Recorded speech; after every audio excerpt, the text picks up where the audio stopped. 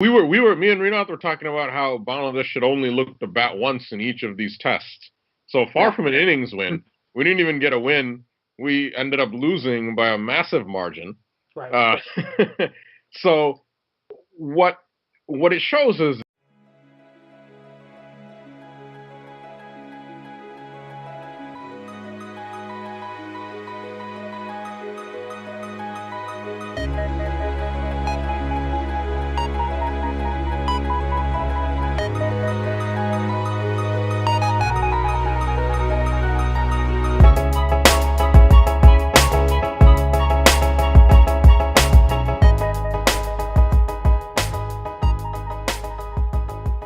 Hey guys, so this is the 20th episode of the Yorker. As promised, we have our Furkan back with us, and there's Rinat there, of course, and this is me, Roey. Uh, totally a humiliating defeat versus Zimbabwe. I don't think none of us expected this. We know we're weaker side in tests, but this was a bit too much, I would say, to digest. However, it was a entertaining test game, I would say, yeah. because and Rena did tell me to watch more of the game, and I tried to do that. I watch all the highlights anyway, but I watched the game, and man, there's a lot of things to talk about. So maybe I'll just piggyback a few guys once you start talking about a point. I mean, I know there are some things I want to talk about, but just did you get to watch the game, Renat? And what'd you feel? Yeah, I was bits of it. I usually watch the first session of every day, and a bit of second session. I would say halfway. Then I went to sleep every day because I had work. But yeah, I don't know. I'm gonna have Alfred come talk about this first before I go at it. All right, no worries. So I'm gonna have to agree with Roey. This was actually a very interesting test match to watch. We were the previous podcast. We were like, oh, this is such a boring series, etc. The ODIs were really boring. Partly because of the personnel, the squad that we had. I mean, I don't really enjoy watching Imrul hit hundreds. It's not very entertaining to watch for me. I mean, I don't get me wrong. That 144, that was clutch. They got us through in the first ODI. Yeah. Shom was entertaining to watch, but Imru not so much. But this test series, it was highly disappointing. Maybe even depressing. But if there's a silver lining, and I'm always trying to look for one and find it, this might be the kick up the ass that we need to sort some shit out. Yeah. Roey, I think See, you want. yeah. Now I know what you mean, but I think I go the other way in the sense that there are so many problems to be fixed in the test format that I honestly feel it's a wastage of her time. Three of us right here, it's a waste of her time to even talk about it. It was interesting, no doubt, but why go with that squad in the first place? And because we did, I think we should have expected this. And there's some smart people out there. They did say it would be a close game. It's just that not to go past 200 in both the innings, I don't think anyone expected it to be that bad. No, not at all. Me and Rinat were talking about how Bangladesh should only look to bat once in each of these tests. So far Yeah. from an innings win, we didn't even get a win. We ended up losing by a massive margin. Right. So what it shows is never underestimate your opponent. Is the one thing, and we were guilty of that. Like we had won, I think, maybe 15 games against them consecutively at home across formats. So in that sense, you can't really blame us for being complacent, perhaps. Yeah. And it's the ease of winning also. Right. But there's just so many things wrong. You mentioned about this particular squad. I mean, I didn't agree with this squad because I was like, I don't like Ari. I didn't like Ari Flew. I didn't know who he was. But actually having seen him play, I think he was our best batsman in the series. I mean, in the match. Okay. Yeah. And he looked quite solid. I didn't watch our first innings batting, but second innings batting, he looked very solid, and he hit some big sixes. Like he's a natural hitter of the ball, and I think there's a value for that even in Test cricket. So No, if you guys want to say something, yeah, I did. The problem with that is, and this is what I want to ask you guys: does does a does a cricket player's performance in Test cricket in turn affect their performance in other formats? Because yeah, Eiffel did good. I'm happy for him. But what does this now mean for him going forward in the T20? Because that's the squad he's in. That's the other squad he plays for. Will this affect his performance there? This is why I'm such a big advocate of totally separating the three squads as much as we can, so we can rightly evaluate a player through their career. Because now, what if he's good in tests, but what if he gets out for a duck in the next T20? Do we still keep him in the T20? These are the type of questions I have when I see someone. well, we can't say he's good in tests. He looked good in this one match. This is just one match. So we can't say that he's a good player in tests yet. If he plays 10 matches, 20 matches, averages, right now he's averaging, right now he's averaging like 79. Yeah, Obviously, no. not going to have that average. What I But mean, what I mean, what I mean is he served his role very well. Like yeah, this was his role in a yes. test match, and he did that well. But now, will this be too much pressure on him to just perform a different kind of role, which he has in T20, as opposed to tests? Only if he's confused about his own game. If you look at, and that could happen to a young player. It doesn't necessarily mean you're not a good enough player. Young player, you can be confused. For example, Shakib and Tamim are still confused. Actually, all of our, I don't think, except for Riyadh, I think all of our players are confused in T20 as to how exactly to play. Every now and then, Mushfiq will play a good innings, like that 72 against Sri Lanka when we chased 200 to win a T20. Tamim, Right. but Tamim, I don't think he's played a match-winning. Oh, against West Indies, he had a match-winning knock in Florida, and Shakib's played a few match-winning knocks in T20s, but overall, he still averages, I think, 20 or maybe even less than that in T20, and that's just not a good average. It's because they don't really know how to play the game. They don't know how to pace a T20 innings. You could say maybe it's because they don't have a lot of power to hit, but T20 is not just about power hitting. Afghan batsmen are very good at power hitting, but they're not going to be good batsmen in T20s unless they know how to pick the gaps, you got to find the ball to hit. And maybe go for, big hits in the final 3-4 overs of a match. But, in my opinion, there's more to T20 than just big hitting. I'm not a fan of the T20 format, but that's what I've come to realize.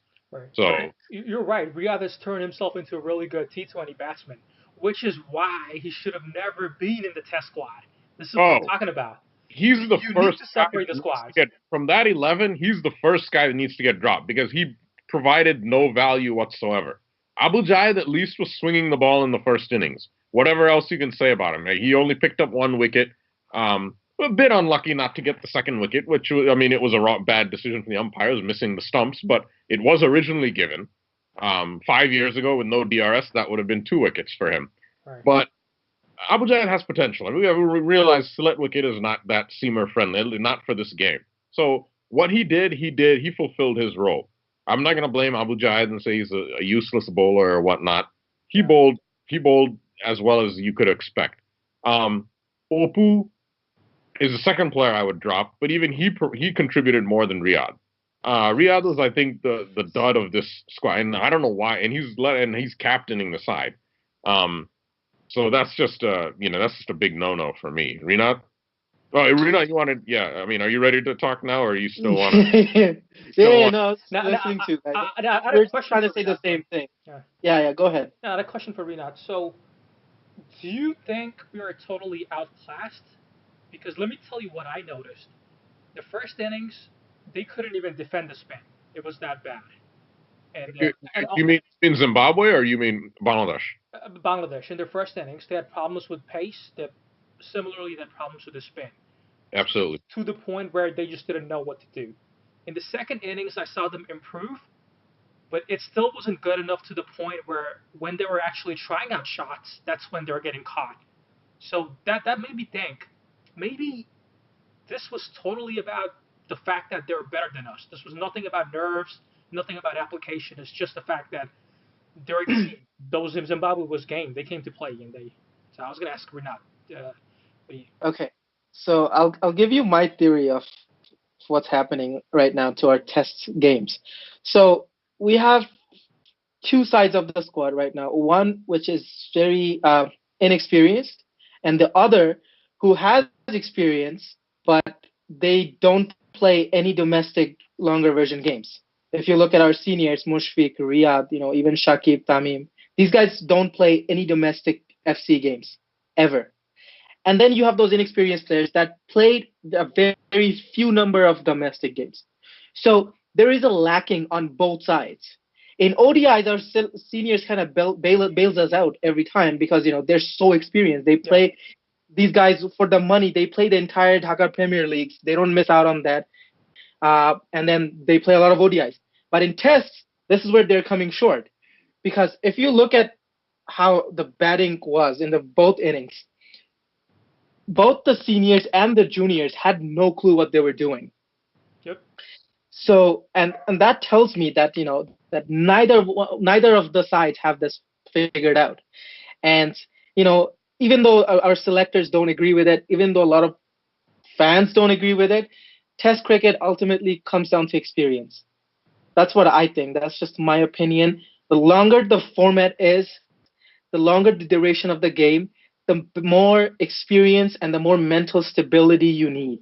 It's not just about talent. Definitely not just about talent when you're playing in wickets like Sylhet, which is not moving, all over the place. It was not a minefield by any means.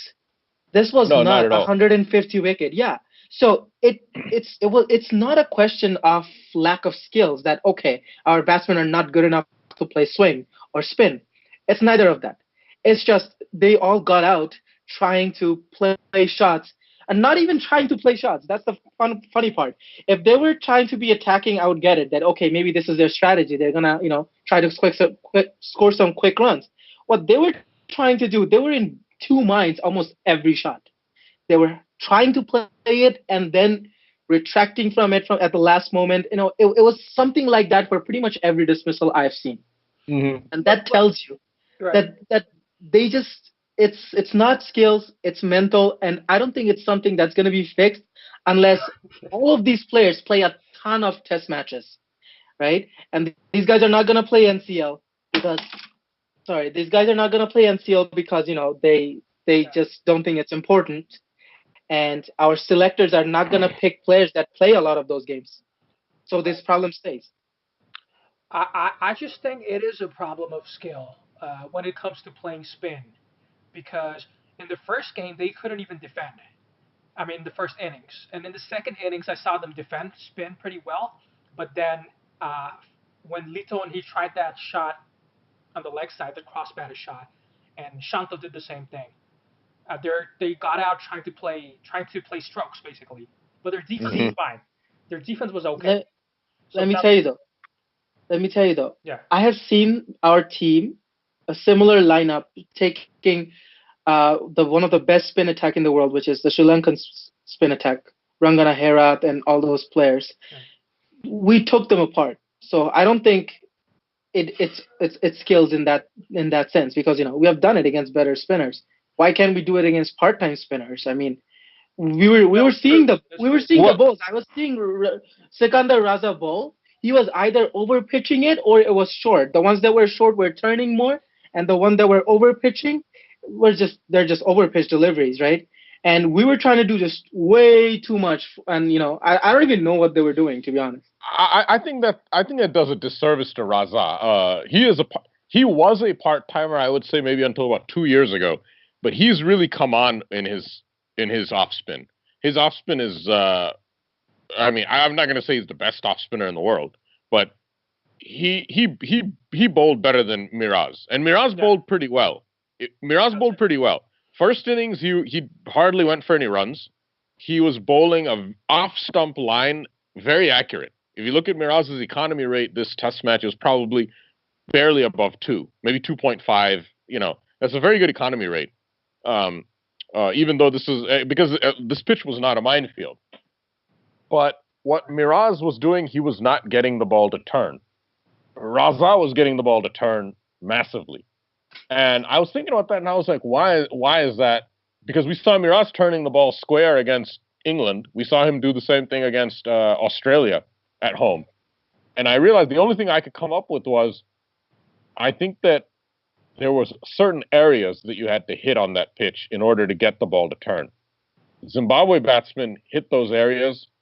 Miraz didn't. Now, part of the reason Miraz, maybe he spent a lot of time is bowling to left-handers, and he couldn't bowl in that area. Raza was bowling to right-handers, and maybe he was getting. So that's my theory. I don't have, I haven't tested it, but I think that Raza was bowling like that first ball in the second innings last night, or 2 nights ago. The first ball that he bowled to Liton, where they reviewed and it was going down leg. That ball pitched about maybe 8 inches outside of off stump and then turned back, and it was going to miss leg stump. And that's how much turn there was. Miraz wasn't bowling that wide. He was bowling a little bit closer to the off stump, like just outside off stump, maybe 6 inches away from where Raza was pitching. And I think that was the reason why, for the difference in turn. So I agree with Rinat. I don't think it's skills, because when you look at Bangladesh a few years ago, this similar lineup, they were racking up 500 declared, 600 runs against teams like New Zealand, Sri Lanka, Pakistan. They were hitting huge runs against decent bowling attacks, or better bowling attacks, you would say, than Zimbabwe. Now, one thing is the pitches were obviously flatter. Yeah, but look at.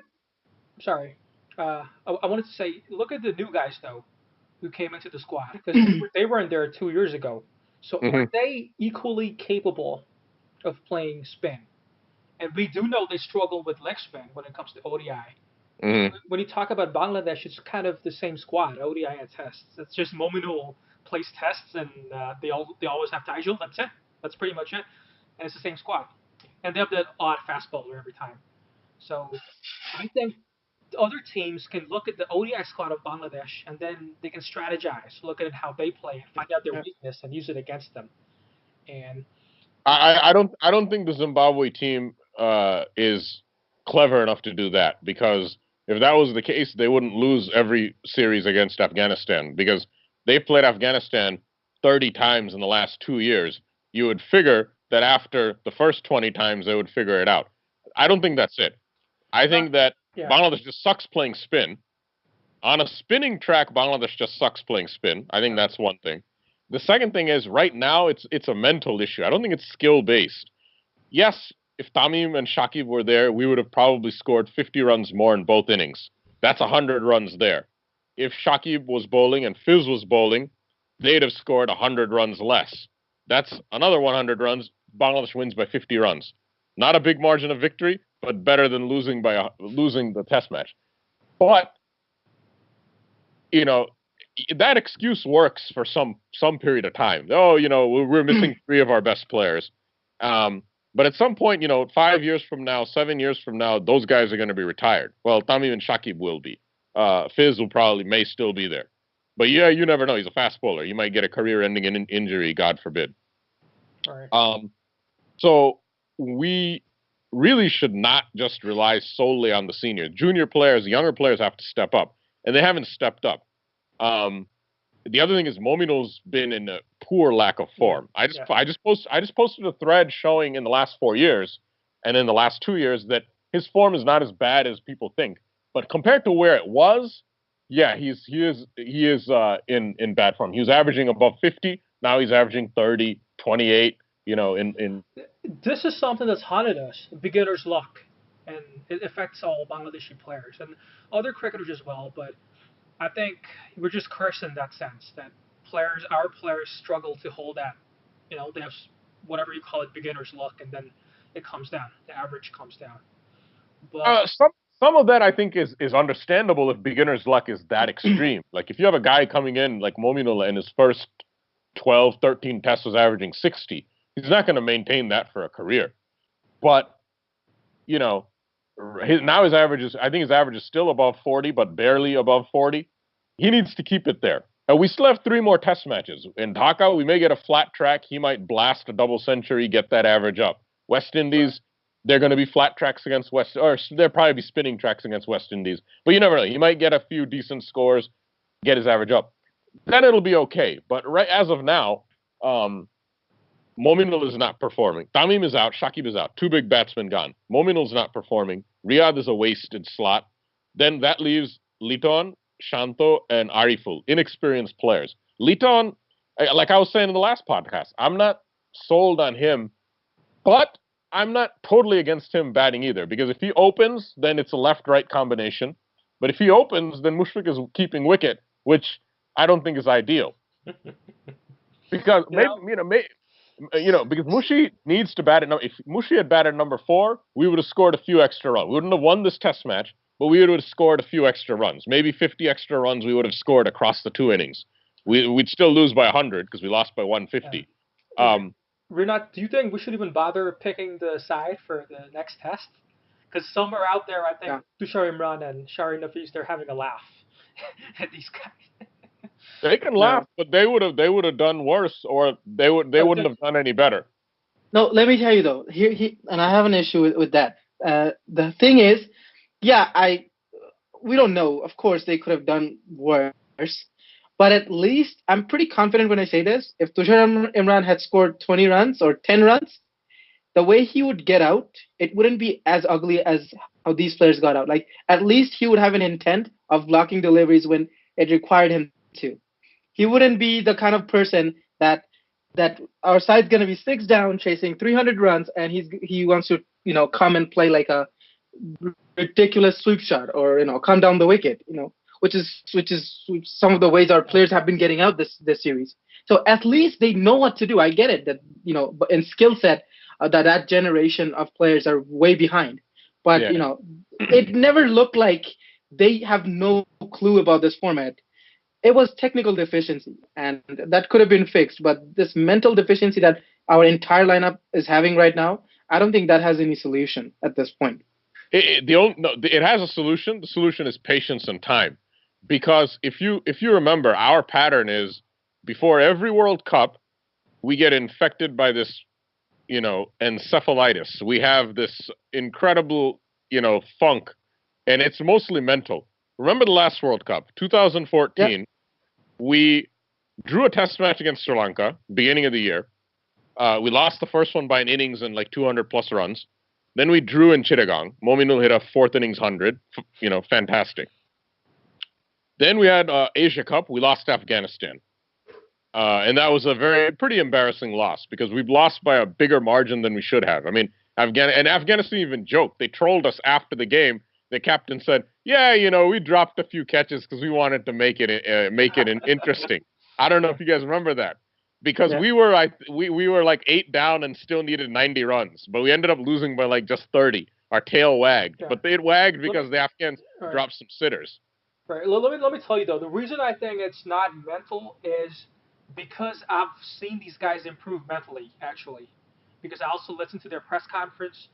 And they have this attitude now where if one man goes down, they still have that belief that all we need is just 1 or 2 guys to click. So they have that self-belief about them. So they're improving mentally. But hey, if you're not the best players of spin going around in the international circuit, then I think you have to pay the price. And I think the Zimbabwe batsmen are better players of spin. We just suck. I mean, we're good in many ways. I disagree. They played spin, they bowled spin better, and they played spin better in this test match. But we saw in the ODI series, it was 3-0. They didn't play spin very well, or they didn't play it nearly as well as we did. They had both teams had the same batsmen and same spinners playing in the ODI series. Outcome was different. Chittagong wicket didn't turn. Dhaka wicket did, but we won everywhere. And previous series, it's been the same thing. I think the difference was complacency and this pre-World Cup fever. Let's just call it that, for lack of a better word. In 2014, it was ODIs. We were losing ODIs to everyone and limited overs. We lost that T20 to Hong Kong at home. That's absolutely unacceptable. That's like losing to Canada, right, in the World Cup. And we had no clue. Mushfiq was a captain. People said it was his captaincy. We did lose. I don't 100% agree because under Mushfiq's captaincy, we whitewashed New Zealand. Very good side. We went to the Asia Cup final in 2012. Decent achievement. We beat the West Indies 3-2 in a series. Again, not a very good side, but that was at that time for us. Then that was a pretty decent achievement. That was only the second series win we had against a good team. So 2012, 2013, we did fine under Mushi's captaincy. 2014, it was a World Cup funk. We got out of it, thankfully, because Mushi was fired as a captain. Mash came in, took over. He was a better captain, a genuinely good thinker, good tactician. And we got that self-belief up. We went into the World Cup. Part of it was, I guess, the underdog phenomenon. We maybe were not expected to really do well. But, we came in and we were like, okay, look, we can beat we should beat Afghanistan. We can win these games.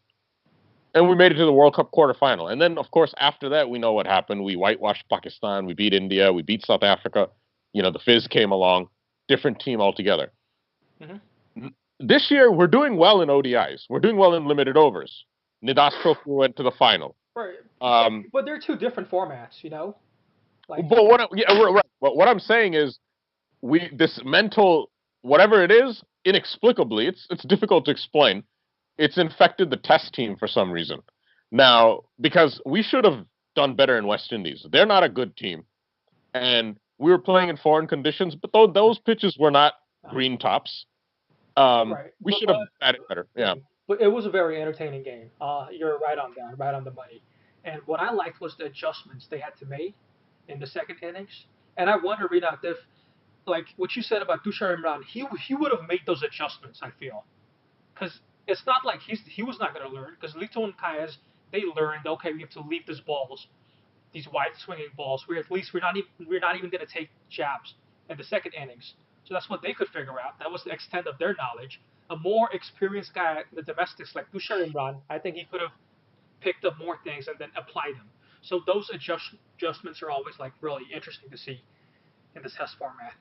But I think it's going to come down to the circumstance because we're missing two big players. 3. Fizz was rested. He's not injured. Right. He was voluntarily rested, but that's 3 big players missing, yeah. 3 big players and the selection. That's it.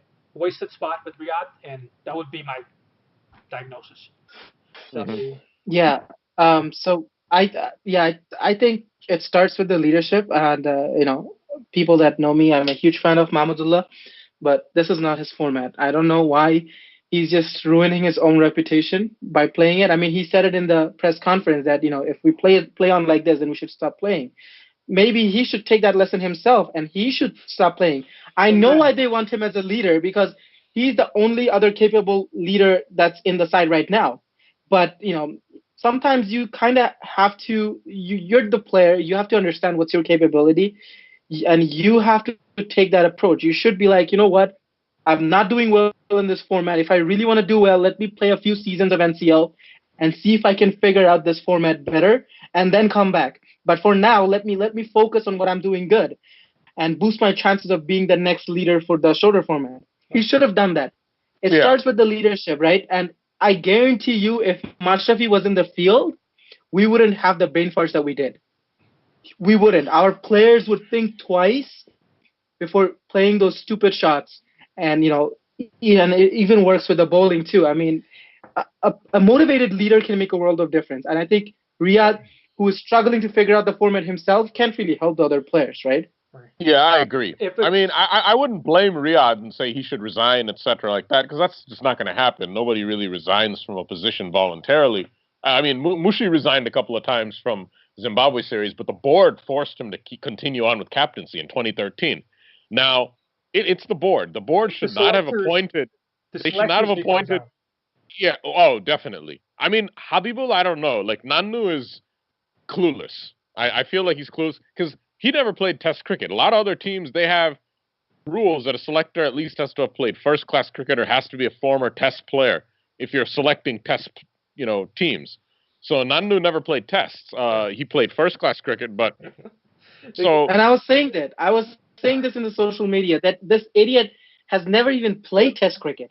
How on earth is this moron actually selecting players for this format? He doesn't have a clue. If you gave him a bat and if like 10-year-old kids are playing against him in a test match, you wouldn't score a run. That's how stupid he is.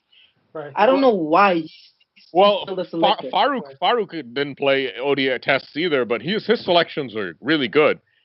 That's what I'm saying. I hope this loss forces some change in BCB because there's going to be some knee-jerk movement. I hope that whatever reaction they That's have with a good reason. Yeah. is at least, even if it's only accidentally produces Right. the correct decision. But I'm going to say this as just as a underlying point that I think what's happening, because we've got 8 test innings now without a 200 plus score. This must be some kind of world record.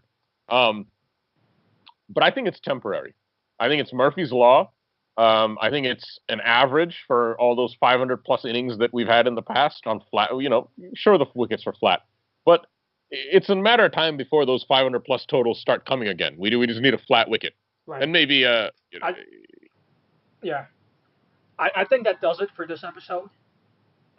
For the second game, before the second game, what I'm gonna do is put up a graphic of the same lineup we have last time. But on top of that, if you guys want to make any changes, then you could make those changes now. Then I'll replace the names on the graphic.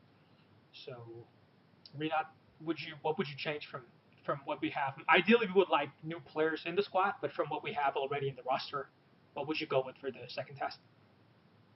I don't care. I kind of wish that I kind of wish that we get a rain out. I honestly wish that because we need to stop playing this format right now because it's just a further humiliation on my part. Hey, no. I'm not saying give up this format. I'm just saying right now, and I'm going back to what you said, Al Furqan. You said we are in this World Cup bubble right now. I mean, if that's the case, then why bother playing test matches? Just play more ODIs and focus on that. If we are so dedicated to winning the World Cup, maybe just do that because you're wasting everybody's time when you're playing games like these. Well, we're not going to win. We're not going to win the World Cup. We're not that good, but we can do well. I know, but they don't know that. Yeah. But they don't think that. They obviously think that they can, and that's why they're going so hard at it. And if you look at it, our president Papon, he's usually the person who comes out and criticizes a lot after losing a few games. I haven't seen him done that for test matches very often. Just tells me that our whole board's priority on test cricket is probably not that high right now. Right? It's not. If it was, they would probably take better players of test specialists like Mominul and Taijul, try to get them more experience, arrange more A-team tours to various countries. Right. So that's what I mean. So when you say Al Furqan, when you say it's temporary, do you mean to say that the same lineup we have right now, they'll start to perform in the future? Or do you or do you mean to say that there'll be new players coming into the squad who are going to be better than the current crop? Well, I would hope that that's the case. I don't know about the second thing. I don't know about the latter point you made about new players coming in. But I think that, hopefully for the West Indies tests, we only have about 2 weeks until the first test versus West Indies. Tamim and Shakib will both be back, hopefully. Yeah. Shakib's batting, I don't think is going to be effective because of his injury. Right. It's not healed. He can't have surgery until after the World Cup. But he doesn't need the pinky finger to bowl. At least I don't think he does. So he will be an effective SLA. And Shakib is a player that if he can't bowl, he's good enough as a batsman to make our team. And if he can't bat, he's still good enough to make our team as a specialist bowler. So I'm not too worried about that. His presence will kind of G up the team. Right. Tamim's going to be back. So I think this present team can, and that's going to take 2 players who don't deserve to be in this team out. Opu is going to obviously be out. I don't know who the other player is going to be that's going to get dropped. Okay. So Rinat, when you talk about the test, you're preaching to the choir. Like, I also don't even feel it's worth our time because we wanted different squads. But we have to do a show and we need to select a squad. So Al Furqan, if you could just close this out with your selections for the next game. What would you replace? For the next test, I mean, I would go with Liton and Imru. I would really hope Shadman would get called up, but he's not in the squad. So let's go with the current roster. Yeah. Liton and Imru, so 1 and 2. I would persist with Mominul at 3. I would give him all of the remaining 3 test matches this home season. 2 against West Indies coming up. I think he deserves it. Yeah, of course. Best bet. Mominul, best bet. 4, Mushfiq at 4. 5, I don't think we have an option. I think we have to continue to play Shanto at 5. Plus, he's been picked. Might as well give him a good run. He should get, Yep. I agree. Totally agree. Yeah. 5, 6. So if Lito and Mushi are both batting up, then we need to have a specialist wicketkeeper. 6, I think Ariful's done well enough. He can bat at 6. 7, maybe Miraz. 8. We need another player at 8. Taiju. Only other player we have is Mithun. That's the only other player. And Mithun's a wicketkeeper too, but I don't know if But then let me tell you, did you drop Riyadh? Because I know we want to, but he's the captain. Oh, yeah, he's the captain. Yeah, so Riyadh is probably going to bat at 4 or 5. So then, shift everyone down. So Riyadh is there. But you don't have to, technically, remember, because he is the captain, but, I mean, I don't know, it's unprecedented, but you could do it if you want to. It's your squad. And the rosters, there are no rules that says you can't do it. Yeah, there's no rule that says you can't. But realistically, Riyadh's not getting dropped. So Riyadh will be in. So Mushi at 4, Riyadh at 5, Shanto at 6, 7 would be. See, and now I have to draft in a player because Liton and Mushi are batting at the top. They can't keep wicket. Oh, we have Mithun. So then 7 would be Mithun. And that's likely. I think the management is going to actually play Mithun in the second test. So you'll just swap out Kayas for Mithun? No, Kayas is still there. So it's going to be Liton, Kayas, Momino. Yeah. Mushfiq, Riyadh, Nazmul, Shanto. That's 6. So then 7 is going to be Mithun. 8 is going to be Miraz. 9 is Taiju. 10 is going to be, I would put in... Did you mention Ariful? Oh, Ariful. Good. I think that's where Mithun doesn't make it. Okay, so then Mithun won't make it. But then we need a wicketkeeper. Because Mushi can't bat at 4 and keep wicket. So... But then Okay. So how about this? Let me help you out. How about we have Mithun open because he has opened before. How about we have him open, and then we push Liton all the way down, and have him keep. And we'll have to drop one player though. I don't know who you're gonna drop. We can't drop Ariful thanks to himself. Yeah, we can't drop Ariful now. Yeah. And I don't want to drop Shanto either because I think. Opu gets dropped, but we were still figuring. So it would be. If you drop Opu, you have to get another bowler. It can't be. Yeah. Yeah, I didn't get to the bowlers yet. So me and Rinat, we figured it out. So 1 is going to be Mithun, 2 is going to be Imrul, 3 is going to be Momino, 4 is Mushfiq, 5 is Riyadh because he has to captain realistically. 6 is Ariful. Oh, Shanto. 7 is Ariful. 8 is Miraz. 9 is Taiju. 10 no. Then you don't have Liton anymore. No, I do. I don't have. This is like some kind of a weird mind puzzle or something. I think that's why I said I'm like just go with the squad because you don't have any options. Yeah, go with the squad. But I would like to see Khalid. So drop Opu, bring Khalid in. And Jayed. Khalid and Jayed being the 2 seamers in Dhaka. Well, it depends, right? If Dhaka is a complete minefield, then I don't know why we would bring Jayed in. But I hope it's not a minefield for spinners. I hope it's a balance. I actually loved the wicket in Sylhet. I think it was pretty good. I'm not gonna say I loved it, but it was a good win. It made an entertaining game, even though we got killed. So it had some bounce for the seamers early on. It had some movement. It had turn for the spinners, and the wicket was good enough for at least 300, 350 runs. So I think that was a pretty good wicket. It had bounce for Jarvis and Chatara, but it didn't have any bounce for Abu Jaid because Abu Jaid's like 5'8", 5'9". But he was swinging it. He was swinging it pretty good. Jaid was swinging it throughout the first innings. Jarvis, Chatara, I didn't watch our first innings batting, so I don't know if they were swinging. I don't think they were really swinging it that much. Second innings, Jaid didn't get any conventional swing. Chatara got a little bit of Jarvis got a little bit of swing for like 1 or 2 overs. That was it. Cool. So does Mithun make it in your squad or no? He does if we can find room for him. Can we swap Liton for Mithun? Or do you want to groom Liton as a test player? See, Mithun is not even a test player. That's why it's so difficult to drop someone for him, right? We're just dropping one non-fit player for another non-fit player. I wouldn't want to drop Liton for Mithun, but I mean, we do need a wicket keeper. I would have loved to drop Liton for someone like Shadman, right? I would have loved to because that's potentially dropping a not so perfect test player for a potential test player. Yeah, a potentially perfect test player. Shadman should have been in. Maybe, hopefully for the West Indies series, we get a decent squad. But Liton, he's a very good close-in catcher, though. He's a terrific close-in cat, probably one of the best we've had. Like, he made some ridiculous catches in that West Indies tour a few months ago. At short leg or, leg slip, wherever he was making some ridiculous catches. And it came naturally to him. Sure. So I would not like to drop him, but especially since Mithun is not really. I don't like Mithun. I don't think he's that good of a player. He had some decent knocks in the Asia Cup and maybe in the ODI series against Zimbabwe, but I don't think he's. Don't want him in the World Cup team. Yeah, okay. It's hard to figure these things out unless you give a player a chance. But I totally understand. That's true. Especially, yeah. All right, so that was it for this episode. We'll try to do another one after the second test. Till then, everyone take care. And thanks, guys, for joining in.